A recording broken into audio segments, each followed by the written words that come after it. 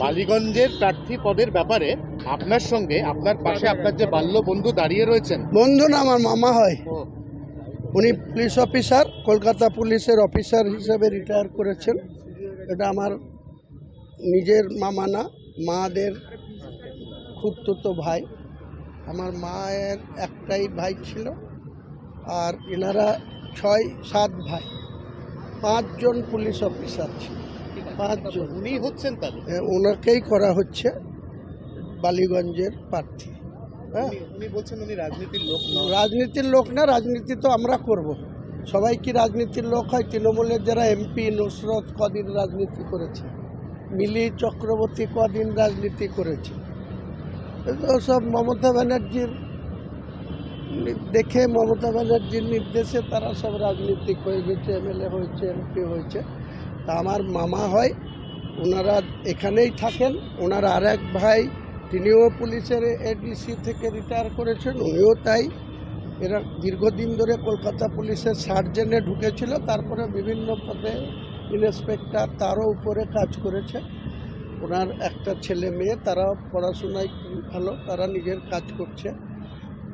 মামি কোনো আপত্তি করেনি। ছেলে মেয়েরা ভাবছে যে রাজনীতিতে গিয়ে কি হবে, ওটা আমি দায়িত্ব নিয়ে আমি দেখব, সবটাই দেখে দেবো। ওনাকে কি আপনি দায়িত্ব নিয়ে জিতিয়ে আনবেন? নিশ্চিতভাবে যা করার করতে হবে। উনি ওনার ওই প্রান্তে কিন্তু একজন দাপুটে রাজ্যের মন্ত্রী। হ্যাঁ, বাবুল সুপ্রিয় তো। হ্যাঁ, বাবুল ছাড়া ওখানে জাভেদ খান বলে একজন তো থাকতে পারে। জাভেদ খানের কি হবে সেটা দেখবে নেবে জাভেদ খান। আমি তো কলকাতার সমস্ত জায়গায় প্রার্থী দেবো, বন্দরেও প্রার্থী দেবো, মমতা ব্যানার্জির ভবানীপুরেও প্রার্থী দেবো, ও এন্টালিতেও স্বর্ণকুমার সাহার বিরুদ্ধে প্রার্থী দেবো, সব জায়গায় চন্দ্রিমা ভট্টাচার্যের বিরুদ্ধেও প্রার্থী দেবো, শশী পাজার বিরুদ্ধেও প্রার্থী দেবো। আমি তো নেমেছি যখন অল আউট খেলতে। একদা সঙ্গীত শিল্পী বাবুল সুপ্রিয়, প্রথম বিজেপি, তারপর এখন তৃণমূল হয়ে বালিগঞ্জ, তারপর সেখান থেকে মন্ত্রী। আপনি স্বয়ং হুমায়ুন কবির, দীর্ঘ বরাবরের রাজনীতিবিদ, এই মুহূর্তে তৃণমূল থেকে সাসপেন্ডেড। আর যাকে আপনি বালিগঞ্জের মুখ করছেন তিনি একজন প্রাক্তন পুলিশ আধিকারিক। লড়াইটা মানে কতটা লড়াইটা তো 1 to 1 আমার সঙ্গে হবে। মমতা ব্যানার্জির যে রাজনীতিক হিসাবে বাংলার মানুষের কাছে তার যে গ্রহণযোগ্যতা, 3 বারের মুখ্যমন্ত্রী হয়েছেন, 7 বারের সাংসদ বা রেলমন্ত্রী থেকে কয়লা মন্ত্রী, আরও অনেক কিছু পেয়েছেন। আমরা কি পেয়েছি সেটা পরের কথা।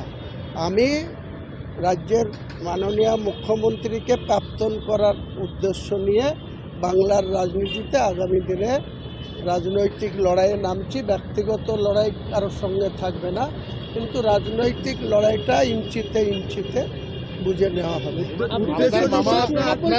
আপনার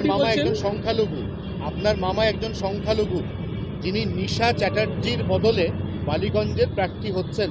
নিশা চ্যাটার্জি গতকাল অভিযোগ তুলেছেন তিনি হিন্দু পরিবারের মেয়ে বলে শেষ পর্যন্ত তার সাথে এইটা করা হলো।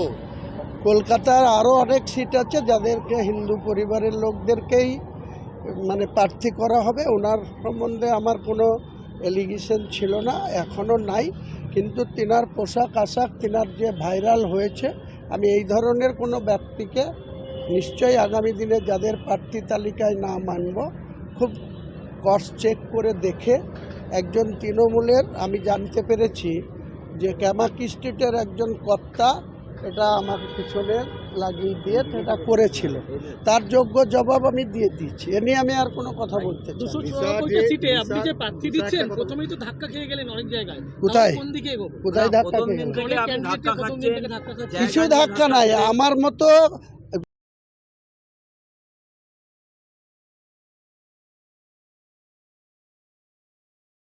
নাম ঘোষণা করলেন, কি বলবেন? আমি তো বললাম আপনাদেরকে পরে জানাবো। আমি তো রাজনীতির লোক না, আমি তো পুলিশের লোক। কিন্তু হুমায়ুন কবির তো বলে দিচ্ছেন আপনি আরে আমি ওখানে 40 বছর ধরে ছিলাম, সেই কলেজ লাইফ থেকে, সেই কলেজ লাইফ। এটা আমি এখন বলতে পারবো না। আমি যদি ক্যান্ডিডেট হই, যদি হিন্দু, মুসলিম, জৈন, খ্রিস্টান যত জাতি আছে সবাইকে সমান করে দেখতে পারি, তবে আমি ক্যান্ডিডেট হব, আদারওয়াইজ হব না।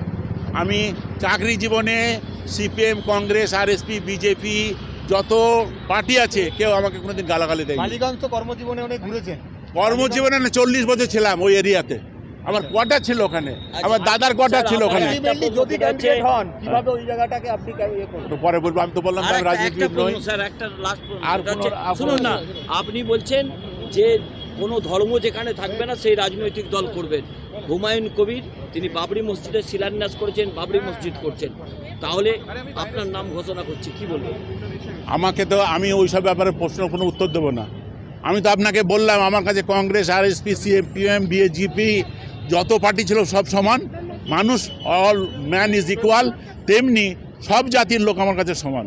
আমি যদি ওইভাবে নামতে পারি তাহলে আমার ওখানে নামবো, নাহলে নামবো না। তাহলে এখনো সিদ্ধান্ত পাকা নয়। এখনো সিদ্ধান্ত নেননি।